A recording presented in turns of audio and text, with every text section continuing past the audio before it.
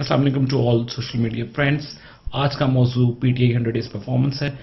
دیکھنے میں آ رہا ہے کہ جب بھی ہم کوئی تجزیاتی بات حکومت کی کامیابی یا ناکامی کے حوالے سے کرتے ہیں تو دوست یہ سمجھتے ہیں کہ یا تو ہم پی ٹی آئی کے حامی ہیں یا پھر اپوزیشن کے.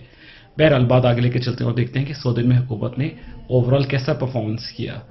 تو اس حوالے سے جب ہم جائزہ لیتے ہیں تو دیکھتے ہیں کہ کوئی ایسا واضح معاشی پروگرام یا اکنامک ٹرانسفارمیشن نظر نہیں آتی جس سے ایک عام انسان کی زندگی میں کوئی ذرا سا بھی مثبت فرق پڑتا، بلکہ devaluation of currency, rapid inflation, continuous deficit, fiscal policy میں بھی کوئی ایسے اقدام نہیں کیے گئے جس سے جو ہے وہ لانگ ٹرم اسٹرکچر ریفارمز ہوتے، گورنمنٹ کا ریونیو جنریٹ ہوتا اور بجٹ بیلنس آؤٹ ہوتا.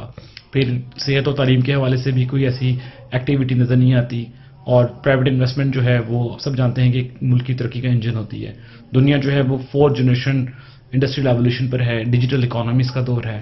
تو پرائم منسٹر کو یہ پتا ہونا چاہیے کہ اب وہ کوئی چیریٹی آرگنائزیشن نہیں بلکہ ایک سوورن نیوکلیئر اسٹیٹ چلا رہے ہیں.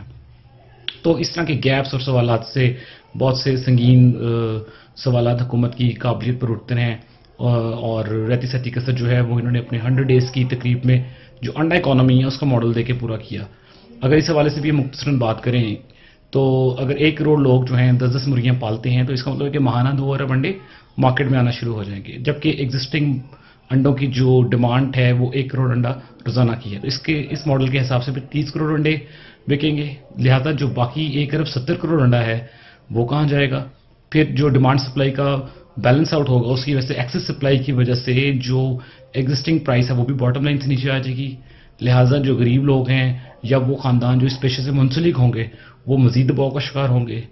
اور پھر اس سے جڑی ہوئی جو پیچیدگیاں ہیں اس ماڈل کے حوالے سے، جیسے کہ اسٹوریج ہے، ٹرانسپورٹیشن ہے اور اس کا جو مارکیٹ کا کیش کریڈٹ سٹرکچر ہوتا ہے اس حوالے سے بھی کوئی واضح بات نہیں کی گئی. تو ان ساری باتوں سے یہ ثابت ہوتا ہے کہ جو حکومت کا انٹلیکچوئل کینوس ہے وہ خیالی ہے، جیسا کہ شیخ چلی کی کہانی. تو بہرحال یہ آپ سے ایک شیئرنگ تھی. آپ کا جو فیڈ بیک ہے وہ رہنمائی کرتا رہے گا. بہت شکریہ آپ سب کا.